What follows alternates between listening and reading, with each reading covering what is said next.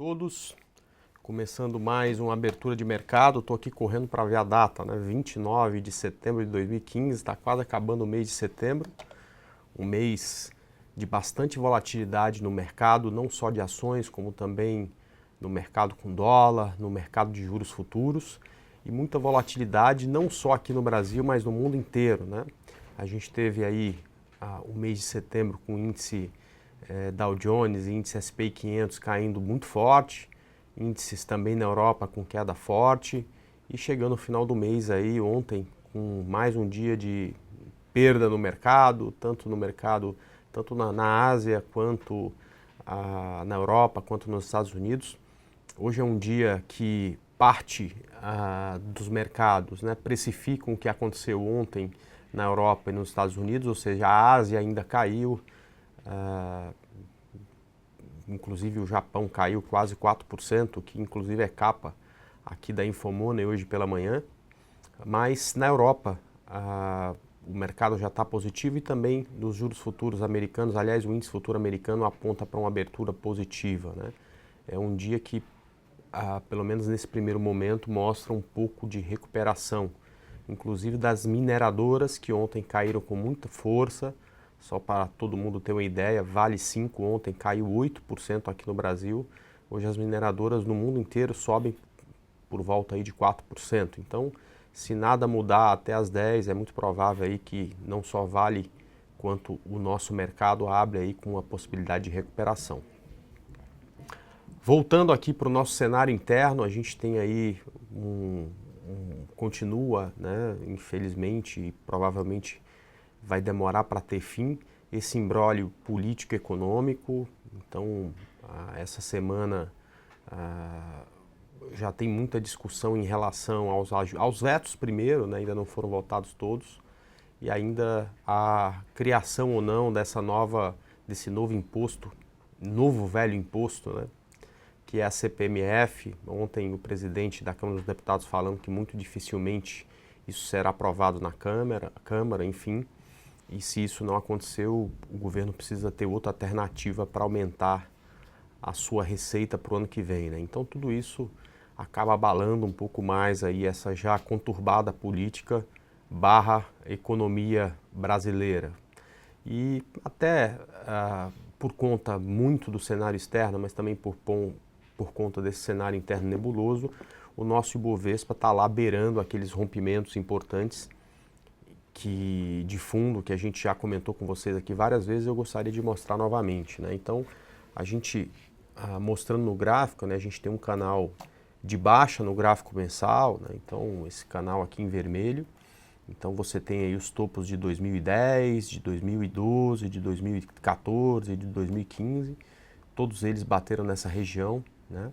E essa é uma linha de tendência de baixa mais importante do Ibovespa, né? Tomara que todos estejam aqui operando nesse mercado quando a gente tiver o mercado rompendo essa linha, perfeito? Algum dia, quem sabe aí daqui a um ano, daqui a 3 meses, daqui a um mês, sei lá quando, né? Mas um dia isso aqui vai ser rompido e a gente vai ter de novo tendência de alta, o que é neste momento até desejável, né? Porque o mercado vai se mexer com muito mais força e aí a gente consegue, com volatilidade e direção, ganhar muito mais dinheiro.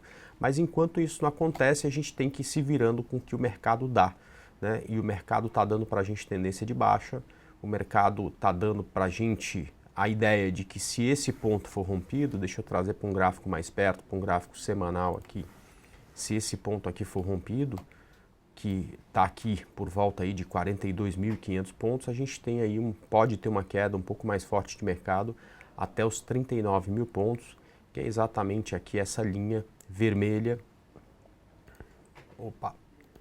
que é a linha de retorno desse canal de baixa que passa aqui em cima, perfeito? Quando a gente vem para o gráfico diário, a gente continua sem nenhum sinal de reversão, né? Quando a gente veio aqui em cima, batemos na linha de tendência de baixa do gráfico diário, ganhamos força para baixo e por enquanto não vem nenhum sinal de reversão, quer dizer, o difusor continua cruzado para baixo, não dá nenhum sinal de reversão. O mercado cai com bastante força, também não indica em nenhum momento aqui, nem no gráfico de 60 minutos, a possibilidade de repique. E com isso, nossos principais ativos vão seguindo essa trajetória do Ibovespa. Inclusive alguns que em determinado momento mostraram para a gente uma possibilidade de reversão. É o caso, por exemplo, da GGBR4. Essa aqui, pelo menos ontem, não caiu tanto, né? Que tem um desenho bonito de ombro, cabeça, ombro invertido, mas em compensação não consegue ganhar força, né? Acaba perdendo força e desconfigurando essa possibilidade. E é o caso também de Vale 5, que tinha um desenho até mais bonito do que o de GGBR, mas ontem acabou caindo bastante e, de certa forma, desconfigurando esse cenário aí de possibilidade de uma reversão de tendência, né? E aí, exemplos de ações que estão em tendência de baixa, a gente tem vários, né? Então, passando por BBAS, passando por EZTC3, que inclusive ontem deu um início a uma venda para a gente, né? A gente tinha falado no estúdio de domingo da possibilidade de uma venda aqui no rompimento desses 11,78. Ela caiu, já baixa, abriu venda, né? Para quem opera lá com a gente, lá na Arena do Investidor, a gente passou ao vivo essa possibilidade na hora que estava acontecendo. E você tem outras ações, como por exemplo a RADL, que tem tudo para mais um pouco de queda no mercado, para também perderem a tendência de alta e vir para a tendência de baixa, né? É o caso de RADL, é o caso, por exemplo, de VEG, né? Então várias ações aí perderam, de certa forma, estão perdendo a tendência de alta, engrossando o couro daquelas que já estão em baixa, perfeito? Bom, dito isso, vamos lá começar a falar de mercado. Deixa eu começar a atender o pedido de vocês aí. André, bom dia. Bom dia. Por favor, pode analisar para onde vai a Vale, na sua opinião? É mais importante que isso, né? Como é que a gente vai ganhar dinheiro com essa Vale, né? Olha, o que eu comentei com vocês na semana passada continua valendo, tá? Para baixo, a Vale não me interessa. Eu acho que tem outros ativos mais interessantes para a gente tentar operação de venda, tá? Até porque a Vale abriu em gap, com gap grande, qualquer venda com ela essa semana foi uma venda que deixou muito risco. E aí, quando tem muito risco, eu prefiro perder a oportunidade do que embarcar nessa operação, tá? Então, para baixo, a Vale tem uma condição onde ela está mais perto do fundo do que do topo anterior. Se puder só mudar aqui para o gráfico, isso aí. Ela está aqui, opa, vamos lá. Ela está aqui mais perto deste fundo do que do topo anterior, ou seja, se a gente for fazer uma venda aqui, o gerenciamento de risco fica de ponta cabeça, perfeito? Porém, a Vale ainda não furou o fundo anterior e o difusor aqui tá cruzado para cima, perfeito? Então, o que poderia sair de operação em Vale, talvez não sei nem se essa semana, seria se ela subisse, corrigisse e subisse de novo e montasse no gráfico de 60 esse pivôzinho de alta aqui, que é a mesma coisa que aconteceu já faz algum tempo, mas aconteceu com uma Frigg, tá certo? Então ela subiu, corrigiu e aí montou no gráfico de 60 minutos um pivô de alta, foi possível pensar numa reversão de tendência. Mas essa é só uma perspectiva que ainda está muito longe, tá? Porque o que a gente tem de Vale é que ela continua caindo. Para baixo, o suporte aqui é em 11,89 e para cima ainda não dá para fazer nenhum tipo de projeção, porque de fato, a Vale só cai, tá? Talvez o melhor exemplo que eu poderia dar aí para uma perspectiva de compra em Vale seria com o gráfico de GGBR, né? Então GGBR, se a gente for fazer a nossa análise, está exatamente igual a Vale, fez uma grande perna de baixa, desceu, depois subiu corrigindo a queda, fez aqui uma enorme perna de queda de novo, depois uma grande perna de alta e corrigiu, tá certo? Então, GGBR já tem aqui topo mais alto que o anterior, né? É a mesma condição da Vale. A diferença é que a Vale corrigiu nessa perna aqui de correção um pouco mais que a GGBR. Pois bem, olha só isso aqui que a GGBR está fazendo. Vamos para o gráfico de 60 minutos, perfeito? Se a GGBR agora vier e romper no gráfico de 60 minutos esse topinho aqui, a gente tem uma possibilidade de pensar em compra nela, tá? Então, se ela romper esse topo, a gente vai ter um stop aqui nesse fundo e um alvo de onda 3, que seria um alvo enorme. Quando a gente volta aqui para o gráfico diário, a gente vê exatamente essa possibilidade, tá? Então, essa perna é a perna 1. Se aquele pivô for rompido, a gente já vai apostar que isso aqui é o final da perna 2 e uma perna 3 com alvo aqui pelo menos em R$ 8,17, tá? André, você está falando de alta no mercado que só cai, né? Pois é, mas para quem acompanha a gente sabe que a melhor operação que a gente fez a semana não foi de venda, foi de compra em HGTX, uma operação que deu 8%. A gente já encerrou a operação na sexta-feira, mas deu mais do que, por exemplo, MPLU3 que a gente vendeu. Mesmo o mercado caindo, também a gente já encerrou na sexta-feira, né? Aliás, todos os nossos swing trades a gente encerrou na sexta-feira. Mesmo com o mercado caindo, uma outra oportunidade de compra acaba surgindo, perfeito? Bom, de vendas são muitas, né? Por exemplo, eu falei só essa semana de BRPR, de Cosan, de Equatorial, de Estácio, de Lynx, de RADL, de VEG, que já startou, ela voltou um pouco no final do dia, mas ontem já startou, de EZTC, que já startou, de Rapt 4, que ainda não startou, mas está lá perto do fundo, perto de romper, e também de TOTOS, que também startou a venda, acabou voltando um pouco. Aliás, eu brinco sempre e falo de região do Deus me livre, que é uma região que se rompida pode trazer um preço muito para baixo, né? TOTOS está bem nessa região, né? Ela rompeu um suporte aqui que já durava muitos e muitos anos, e o próximo suporte dela está só aqui em 21,50, tá? Então essa é uma operação que pode até dar errado, mas tem tudo para dar certo, estou apostando bastante nela, né?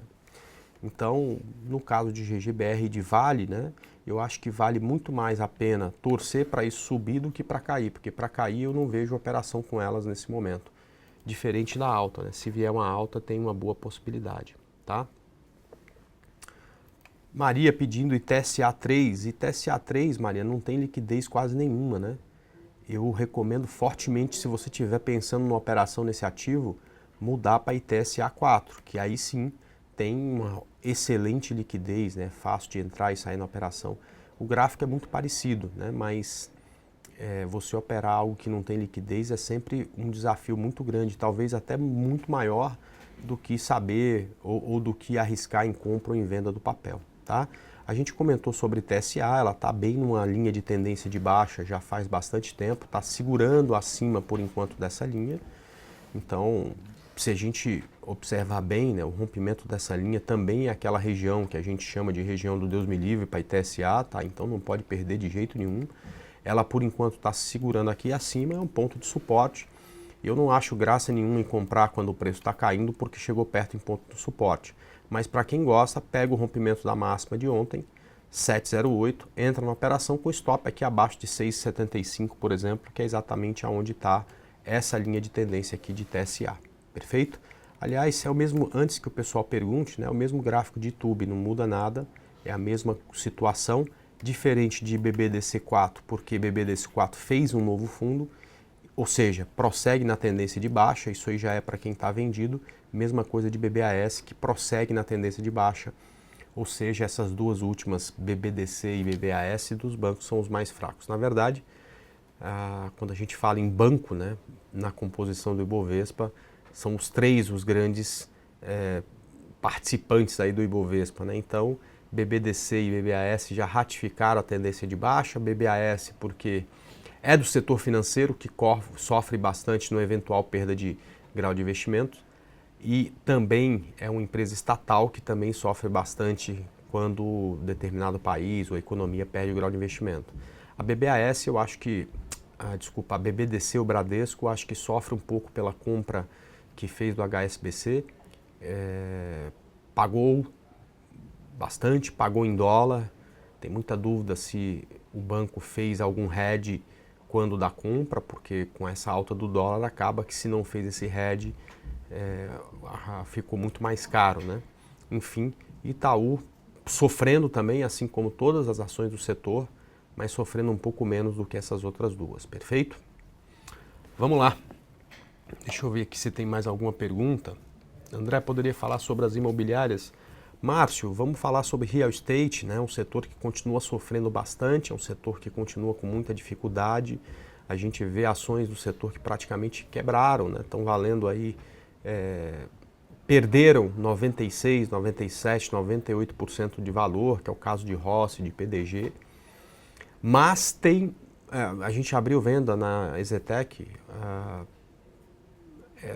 ontem, né? Então mais uma que cai, uma empresa que é uma empresa que eu entendo como muito boa, é a empresa que junto com a Cyrela, né, se sobressai no setor, mas sofrem porque o setor inteiro está muito ruim, né?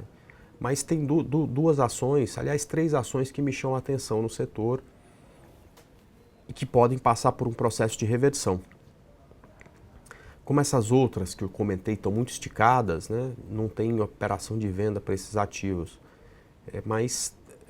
E também você tem a Rossi, mas a Rossi varia 20% num dia, ela tem até uma possibilidade de reversão de tendência, mas não vou ficar falando de trade em uma ação como essa, né?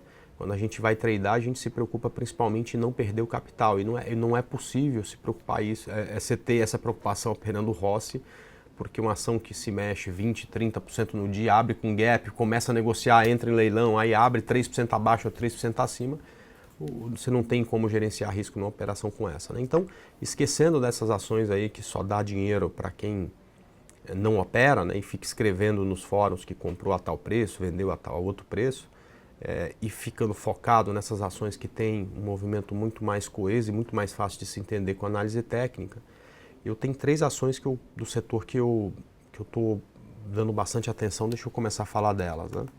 A primeira é a Iven 3, é uma ação que há cerca de 2 semanas eu indiquei. A gente saiu da operação com ela já na sexta-feira, como sempre, né? Deu uma boa operação, a gente pegou esse rompimento, levou até aqui quarta, quinta-feira, sexta-feira por aqui.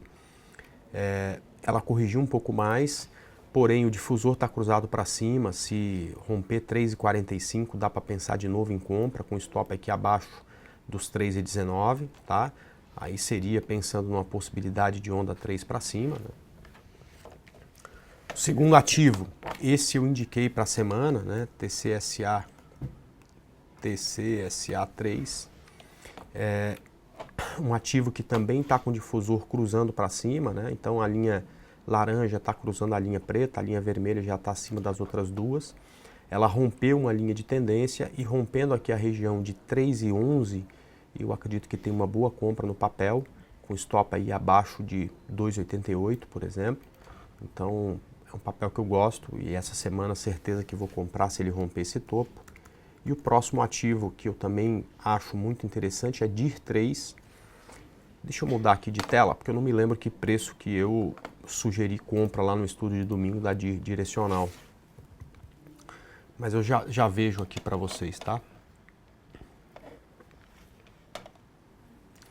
Vamos lá. DIR3 tá aqui. Também é outra que rompeu a linha de tendência, está tentando aqui uma reversão de tendência, o difusor está cruzado para cima e rompendo 3,85 eu também vou pensar na compra, tá? Então, alvo em 5,10, stop abaixo de 3,43. Então já fica o convite para vocês aí ficar de olho nesses ativos, porque podem ficar interessante, tá? Aliás, olha só, essa semana, tá? Eu também separei alguns ativos que se o mercado subir pode dar compra. Brasfoods é uma delas, né? um desses ativos. Ambev no rompimento de 20,00, ela está longe disso. A Vale, mas desconfigurou, como eu tomo minhas decisões no domingo e não mudo para a semana, está aqui, né? Mas agora ficou feio, ficou abaixo do que seria o preço de stop, inclusive. TCSA3, como eu falei, no rompimento de 3,11. GGBR4 no rompimento de 6,38. Mafrig no rompimento de 7,01. Direcional no rompimento de 3,85. SUSB no rompimento de 19,50. E São Martinho, se conseguir ganhar aqui essa região que é 37,13, onde faria também uma espécie de ombro, cabeça, ombro invertido, ok? Então, como a semana está só no começo, se ela voltar a subir, se o mercado voltar a subir durante a semana, a gente pode ter esta possibilidade, perfeito? Deixa eu mudar minha tela novamente. CSNA 3, André, por favor, pede o Daniel, vamos lá, o Daniel, vamos falar de CSNA 3. Foi engraçado, né? CSNA foi a que mais subiu quando o mercado subiu, né? Nas últimas semanas, mas é a que mais recuou também, né? É aquela história que em CSNA eu não consigo vender, né? Por um motivo muito simples, porque você acha que não vai cair, André? Eu não me importo com isso, se vai cair ou se vai subir, deixa com o mercado. Ela tem condição tanto de cair quanto de subir, na verdade. Não tem um gráfico bonito para alta, nem um gráfico bonito para queda. Mas se eu vender, o meu alvo é isso aqui, tá certo? E se eu comprar, meu stop está lá em cima, né? Você pode até modificar esse stop, botar um stop em gerenciamento de risco, mas aí você acaba forçando o gráfico. Quer dizer, o gerenciamento de risco está de ponta cabeça, o teu risco é maior que o teu alvo. Então, se ela cair, não me interessa, né? Tem mais 11 ações aqui para a gente pensar em venda. Então, eu sou mais se ela subir. Se ela subir e romper 4,50, ela vai estar rompendo um pivô no gráfico de 60 minutos, mostrando a possibilidade de reversão de tendência. Aí eu acho que vai valer a pena, tá ok? BBDC a Maria está pedindo, a gente acabou de falar. O Márcio está comprado em Estec, a recomendação seria me desfazer dessa ação. Depende, Márcio, você comprou baseado em análise técnica, a recomendação, eu posso te dizer que ela está em tendência de baixa, né? Eu não posso te dizer que de hoje para daqui a um mês ela vai continuar caindo, porque a gente não tem poder de prever o futuro. É importante observar que o analista único e exclusivamente segue tendência. O que eu posso te dizer é que ontem ela rompeu um fundo, inclusive eu dei recomendação de venda para os meus alunos. Se você trada baseado em análise técnica, acho interessante pensar num ponto de suporte, pensar aí num ponto onde você vai cair fora se ela continuar caindo, tá? Aliás, né, é o que ela vem fazendo já há bastante tempo, né? Se a gente tirar o zoom, a gente percebe aí que desde 2013, né, ela perdeu aí 58, 60% do valor dela, né? Eu não vejo nenhum sinal aí de reversão de tendência ainda, tá? Então seria, se você trada para o curto prazo, pensando em preço, seria interessante pensar num ponto de stop, tá? Maria pediu LPL4. Bom, LPL4, o Igor falou de venda nela, né? Lá no estúdio de domingo, estava até interessante para venda. Vamos lá. Meu gráfico está com um pouco de preguiça, mas já já ele pronto aí no rompimento de 20,94, então ela está furando o fundo. O alvo seria 7,24 com stop abaixo de 12,18, tá? André, que diz Ibov cair quase 2% e Tube ficar no 0 a 0? Diz que provavelmente Tube naquele dia estava mais forte do que o resto do mercado, né? Da mesma forma que tem dia que o Ibov cai 2% e Tube cai 4%. Então naquele dia o mercado, o Tube está mais fraco que o mercado, né? Mas não tem, David, não dá para falar que Tube agora vai reverter tendência, porque um único dia ele caiu menos do que o Ibovespa, tá? Infelizmente ainda não dá para falar disso. André, você pode me falar como se configura esse difusor? Claro, esse é um papo aí de uns 40 minutos, então vou te indicar um vídeo, tá? Entra aqui no YouTube e digita aqui, vamos lá, difusor de fluxo, tá? Então tem um vídeo aqui, entenda o indicador difusor de fluxo, tá? É um vídeo que está no meu canal, foi colocado há um mês atrás. Você clicando aqui, você vai abrir aí, tem aí 42 minutos de vídeo aí falando sobre o indicador, tá? Aliás, se você tiver aqui, já entra no canal, tá? Por André Moraes, principalmente para quem gosta de cursos gratuitos da internet. Eu tenho bastante coisa aqui, inclusive ontem eu fiz 3 vídeos, como utilizar o stop loss, né? Primeiro, como utilizar e modificar o stop loss, pensando única e exclusivamente em análise técnica, esse primeiro vídeo aqui que está nessa playlist. O segundo vídeo é utilizando o gerenciamento de risco, como se fosse um stop móvel, que eu utilizo também para as minhas operações. E o terceiro vídeo é como colocar esse stop loss no home broker. Tem muita gente, mas muita gente que não sabe abrir o home broker e qual botão apertar para colocar o stop loss, né? Então, aqui a gente explica um pouco sobre isso, tá? Bom, vamos lá, voltar. Então já falei aí do difusor de fluxo. Bom dia, André. Frigoríficos e papéis, celulose e tal. Beleza.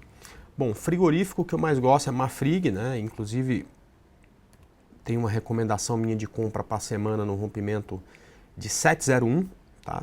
Deixa o gráfico carregar aqui. Hoje ou a internet ou o gráfico tá cansado, né? Vamos lá. Bom, enfim, A que eu mais gosto do setor é Marfrig, então a recomendação é de compra nela no rompimento de 7,01. Mas BIF 3 também está muito bonita, né? Não tem, também foi outra reversão de tendência que a gente teve, né? Eu esperaria o rompimento aí de 13,25, 13,30 para pensar na operação, tá? Então dá para escolher essas duas. E do setor de madeira, papel e celulose, a que eu mais gosto no momento é SUSB 5, acho que eu já comentei. A gente também tem recomendação de venda no rompimento desse topo, tá? Por volta de 19,50, 19,60. Então é um setor que continua muito bem, que tem uma bela possibilidade. De alta, só precisa que o mercado ajude, né? Magnesita, bom, Mag 3 Machado, se conseguir romper R$3 também fica interessante, mas ela é muito mais interessante para compra do que para venda, né? Se ela cair, eu não quero fazer nada aqui com ela, a não ser que o difusor cruze para baixo. Por enquanto ele está tudo juntinho aqui, né? Por enquanto é mais fácil pensar nesse rompimento de 3,02, tá? André, Uzi Minas 5. Das três é a que eu menos gosto para uma reversão de tendência.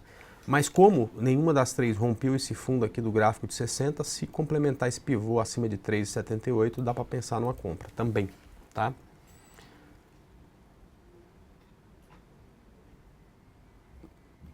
Não é questão de errar na Vale, o desenho era bonito, tecnicamente... Cara, deixa eu te explicar, o pessoal... Primeiro deixa eu explicar uma coisa importante para vocês aqui. Ninguém no mundo acerta mais do que 60% das operações utilizando análise técnica, né? Aliás, tem gente que fala que acerta, mas a gente no fundo sabe que provavelmente essa pessoa que fala nem operar, opera, né?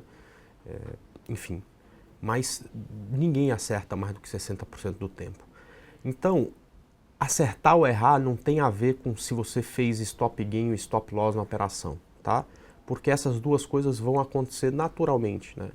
Por mais que o cara seja ruim, provavelmente metade do que ele faz vai dar certo e metade do que ele faz vai dar errado, né?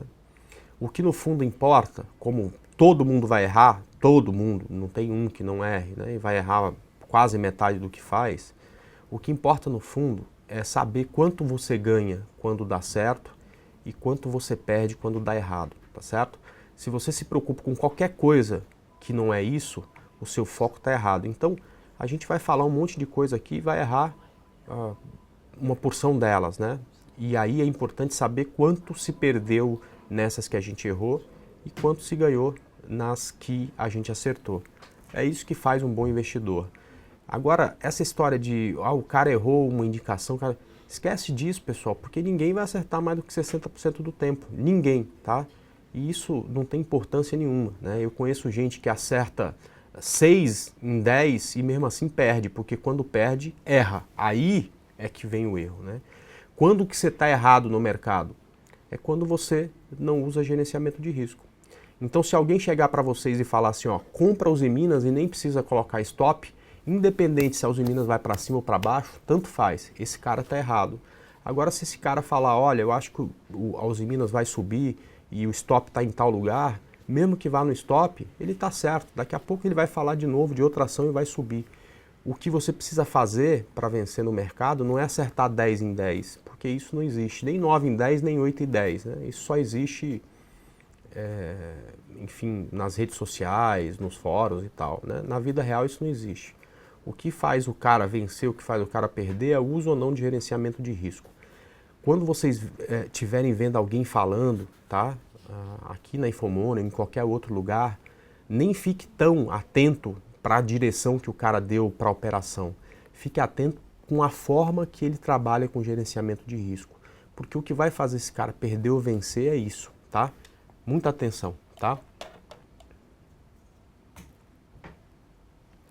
André, você sempre fala que só começa a operar a partir das 11 da manhã, devido aos amadores. A minha pergunta, se o papel andar bastante antes das 11, o que eu faço? Na verdade, eu só opero swing trade a partir das 11, porque das 10 às 11 tem muito ruído, né, criado por amador.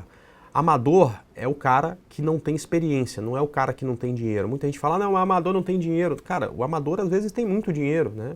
E ainda assim não tem experiência. Portanto, ele muitas vezes acaba criando a distorção.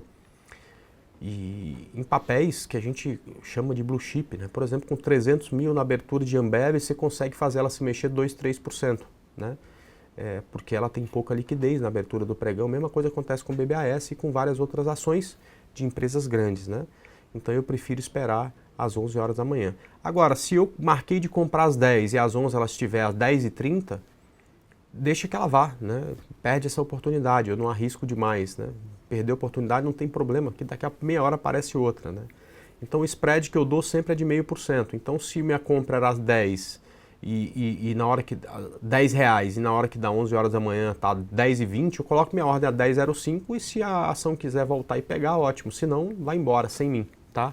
Não tem problema nenhum. Bom dia, André. E Fibre 3, por favor, Fibre 3. Fibre bateu no topo histórico, né? Para quem não se lembra, essa linha aqui é o topo histórico dela, por volta aí de R$58, é o topo lá de 2007. Bateu, não gostou, voltou.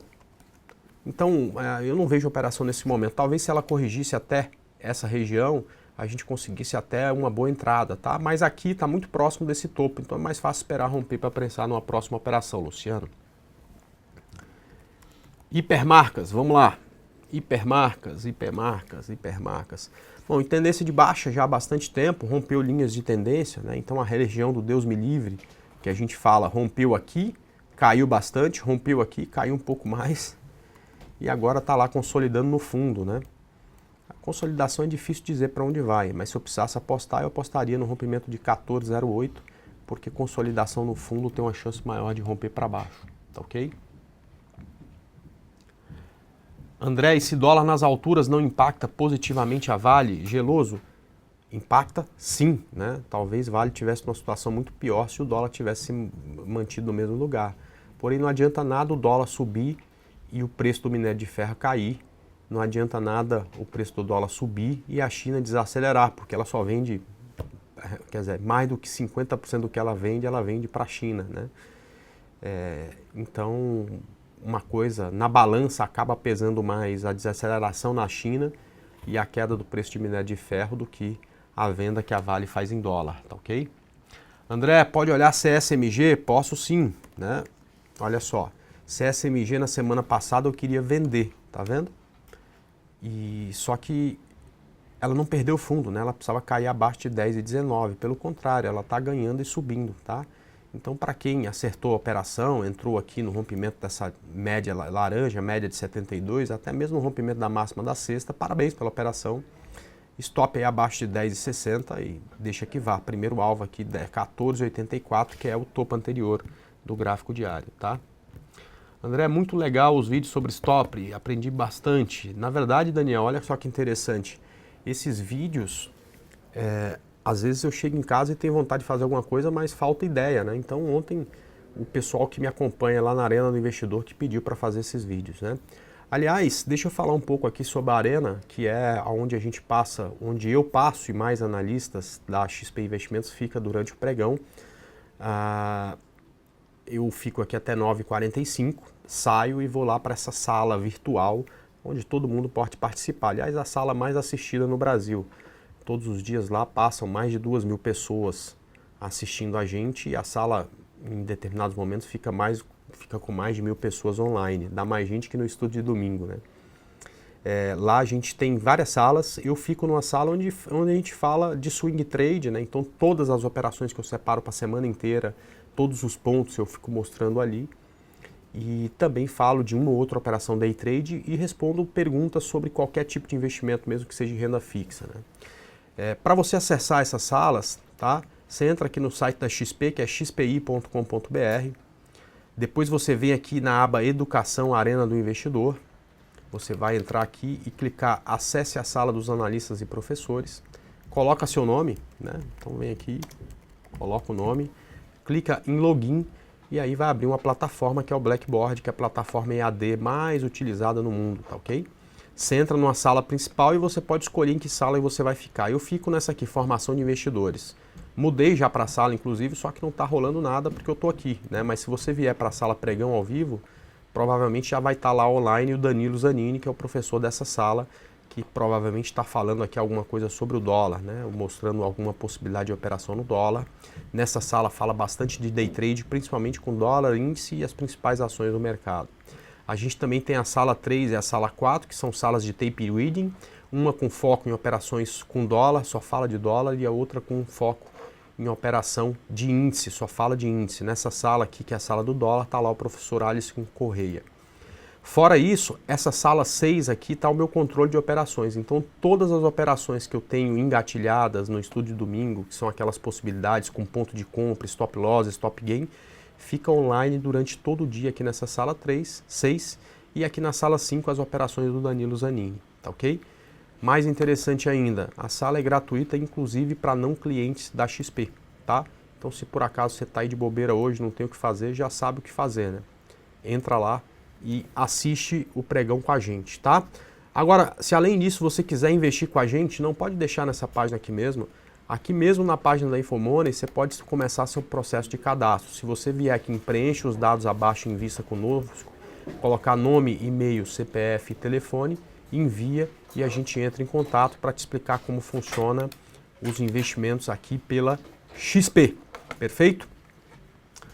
Vamos dar uma olhada aqui, a gente já falou de STEC, de LPL4, KLBN11, vamos lá, KLBN11, vamos falar aqui de Klabin. Bom, o Klabin também está parecido com Fibre, parecido com SUSB, em tendência de alta, passando por um pouco de correção. Dá para pensar em compra já no rompimento de 21,50, com stop abaixo de 20,65, ou esperar o rompimento do topo aqui em 22,24, tá ok? JBSS aqui, JBSS3, vamos lá. Bom, também está interessante. Essa aqui tem uma complicação de toda hora estar envolvida em alguns boatos. A gente fica com um pouco, quer dizer, eu acabo que a minha percepção que o risco dela é maior do que as outras é grande, então eu não vou falar de entrada na operação, não vou recomendar, mas fica muito bonita graficamente acima de R$ 17,25, tá ok? Deixa eu ver aqui se tem mais alguma coisa. O problema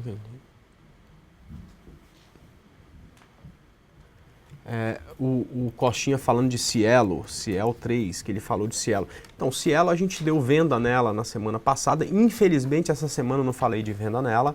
Eu vou comentar, Costinha, a mesma coisa que a gente tem falado nos últimos dias para vocês, né? Tem uma onda 3 para baixo aqui em Cielo, com alvo em 31,02.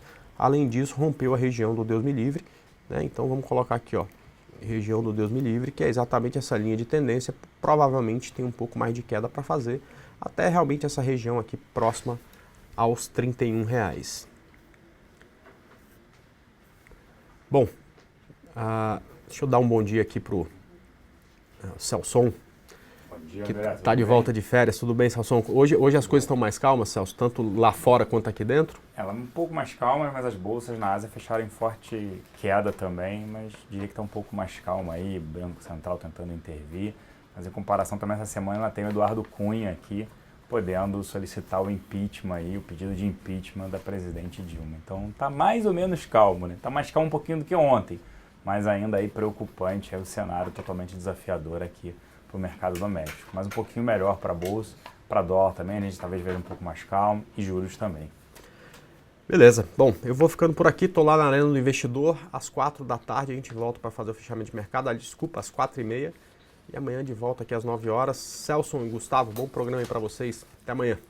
Obrigado, André, um bom dia a todos, pessoal. Hoje é terça-feira, 29 de setembro, mês de setembro aí, acabando, né? Interessante para monitorar o dólar, né? Porque você tem aí o fechamento nessa semana da Petax, do dólar, que vai ser utilizado para o fechamento do trimestre. Lembrando, segundo tri, o dólar fechou a 3,10. A gente está com o dólar com uma alta de mais de 30% nesse trimestre. E aí empresas endividadas em dólar, né? Alavancadas em dólar, terão suas despesas financeiras afetadas e, obviamente, os seus lucros afetados negativamente ou até aumento nos seus prejuízos. Dito isto, né, hoje aí vale a pena aí destacar o BC tentando novas intervenções, né, para tentar acalmar o dólar, que parece também que já tem um movimento especulativo, né, alguns fundos, provavelmente alguns fundos abutres aí, tentando brigar aí com o governo, ver o quanto ele pode utilizar de reservas. Fora isso, saiu a taxa de desemprego, o PNAD, Gustavo vai comentar com mais calma sobre isso também. E alguns dados na Europa, dados acima do esperado, sentimento de confiança. Já na China, motivos aí de preocupação com a desaceleração do gigante asiático, né? O grande aí, a locomotiva em relação às commodities metálicas, né? Quando vai para baixo, obviamente acaba puxando a Vale por aqui. Depois eu vou falar mais de Vale. Mas para falar toda essa parte desse cenário macro, político, no mercado doméstico e também externo, convido aqui o Gustavo Cruz. Bom dia, Gustavo. Bom dia, Celso. Bom dia a todos. A gente tem agora, vindo de fora, dois sentimentos divergentes. Um vindo da Ásia, novas preocupações com a China. A gente vai ter essa semana dados de PMI da China, PMI industrial, para mostrar de novo como que está a atividade por lá. E começam a surgir boatos que esses dados vão vir ruins e por isso impactam negativamente os mercados com essa nova preocupação da desaceleração da China. Por outro lado, a gente teve hoje na Europa o índice de sentimento econômico, que ele avançou, ele surpreendeu positivamente. Era esperado que ele recuasse de 104,2 para 104,1, ele foi para 105,6, então um resultado muito positivo para a região. A região respondeu em parte nas bolsas, mas grande parte também estava impactada pelo medo da China, mas esse indicador surpreendeu bem, o maior nível desde julho de 2011. Então, um resultado bem bom, bem positivo para a região. A gente também vai ter outros indicadores de confiança da Europa ao longo dessa semana. Lá fora também uma parte que é interessante a gente comentar, o Banco Central da Índia ele cortou taxa de juros em 0,5%, indo para 6,75%. Por que é importante a gente comentar isso? Eles justificaram essa queda porque falando que a inflação vai permanecer baixa por um período prolongado e eles acham que eles devem intervir nesse sentido. Ou seja, um país que tinha praticamente a mesma situação que a nossa nos últimos anos, os mesmos problemas de inflação alta, fez o ajuste fiscal e agora está colhendo os frutos, está tendo sua economia recuperando. E interessante demais a gente ver que eles tinham realmente o mesmo problema de inflação, eles enxergam a parte externa, diferente da gente, que a gente vê diversos políticos culpando, falando que a crise externa sempre foi o que justifica tudo aqui. Eles falaram que não, e nas mesmas condições a gente vê que se fizer a coisa certa, dá para sair desse resultado, desse problema logo e recuperar a economia de um país. Então é importante a gente ressaltar esse detalhe. A gente vai ter hoje pela manhã ainda a confiança do consumidor nos Estados Unidos, às 11 horas da manhã. Também interessante, acho que depois dos comentários ontem de diversos membros do Fed, eles deixaram bem claro que são os indicadores econômicos que vão ditar o que eles vão fazer, não tem outra coisa senão isso. Indo para a parte interna, a gente teve hoje pela manhã a PNAD contínua trimestral, em IBGE então salta duas pesquisas de emprego, a PME e a PNAD. Essa então é a trimestral que termina em julho, registrou o desemprego de 8,6%, é o maior desde 2012, lembrando que a gente estava com 8% no primeiro trimestre desse ano, e agora, na comparação anual, se a gente pegasse mesmo a média trimestral, a gente estava em 6,9% em 2014, então o desemprego já está bem maior do que o esperado.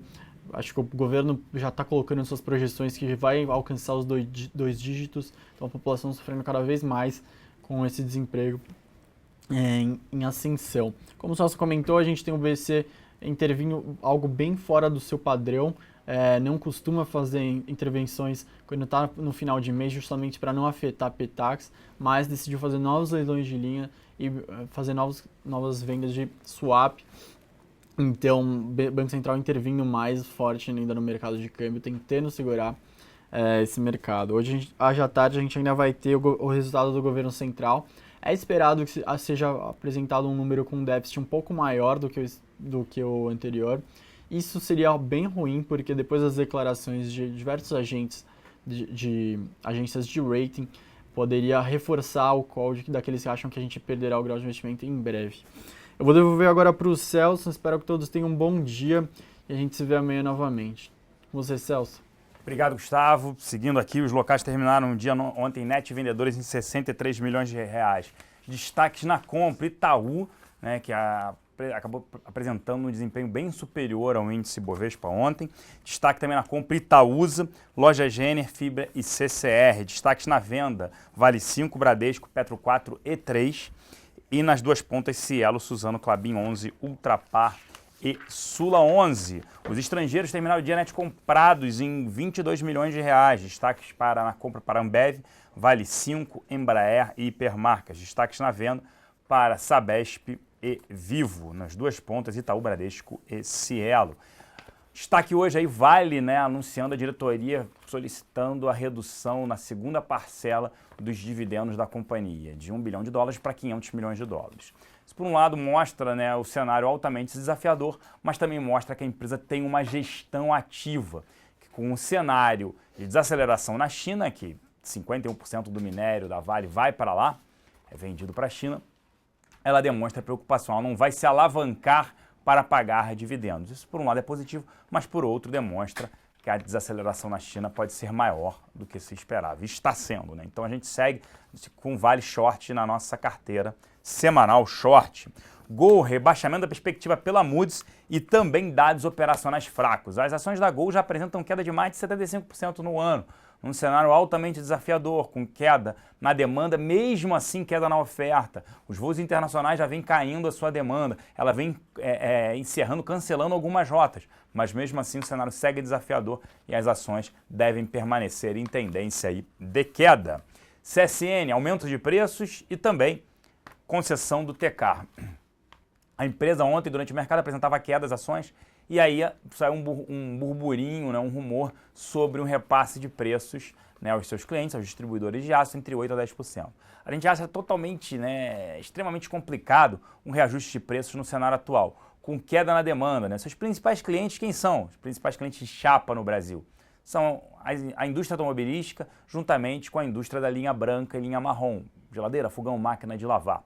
A gente não vê uma demanda, e sim uma queda de mais de 20% nas vendas, na produtividade desses setores. Como é que vai repassar um reajuste agora de preços nesse atual cenário? O volume vem caindo, então a gente não acredita que isso seja implementado, ou haja uma dificuldade muito grande que seja implementado. Fora isso, ela renovou a concessão do TCAR, no porto de Itaguaí, é um terminal de cargas por lá. E aí, o investimento nos próximos 4 anos é de 1,6 bi. A empresa não tem caixa hoje, a empresa tem um cenário altamente de alavancagem operacional e financeira. Como é que ela vai conseguir realizar esse investimento? A gente segue short no setor siderúrgico via Usiminas, mas CSN também pode ser uma boa aposta aí para short. Braskem, na FIT aí, né, falando de rating, da probabilidade de inadimplência do emissor em moedas local, a gente segue cético com o ativo, né, um cenário altamente desafiador de demanda doméstica para plásticos e petroquímicos em geral. Esse é um cenário que a gente prefere ficar fora de Braskem. A JBS, né, o BNDES Par, segundo o Estadão, falando que o BNDES Par vendeu de março até 18 de setembro 100 milhões de ações na casa de ao preço médio de R$15, ou seja, R$1,5 bilhão. O BNDES Par teria vendido as ações da JBS. A empresa se beneficia com um dólar maior, principalmente por conta das suas operações lá fora e também para essa parte de exportações. Mas no cenário de frigoríficos, nós preferimos exposição à Minerva, que se beneficia mais com um câmbio mais elevado. Além disso, vale destaque para a Sabesp, contrato com a Prefeitura de Santos, mas vem falando do bônus que ela vem, né, para quem economiza consumo de água, ela vem distribuindo, entre aspas, um bônus. A gente segue cético também com ativo, né, que vem realizando um capex dos investimentos mais elevados devido à busca por água em outros reservatórios. Além disso, Rossi falando de um posicionamento estratégico que ela fará, contratou 2 companhias para isso. A gente segue cético também com o ativo e com o setor de real estate. Existem boas companhias no setor, mas o cenário é altamente desafiador. Alta de juros, confiança do consumidor, dificuldade com crédito mais caro. Então as empresas vêm lançando menos, vendendo menos e vêm aumentando o número de distratos, o que faz com que os seus estoques permaneçam elevados. Acho que a TOTVS também anunciou um novo programa de recompra de ações, acho que vale o destaque, e outras empresas menores ali, um destaque menor para falar. Além disso, vai falar da nossa mesa de aluguel, o destaque permanece por OIBR4, OIBR3, Localiza, Sabesp, Lojas Americanas, B2W, Cruz, Vale 3 e Petro 3. Né? A Sabesp teve uma forte demanda, né? A Localiza também, e Souza Cruz pode ter que ter um recall aí por conta da OPA, né, que está para ocorrer a oferta pública de ações da Souza Cruz. Eu vou ficando por aqui, mas lembrando que hoje, a partir das 11h30, né, nós temos ali a Batalha do Século com eu e a participação do Fernando Góes da Clear. Uma excelente terça-feira a todos, né? e nos assistam a partir das 11h30 aqui no canal da Infomoney. Um grande abraço e até lá.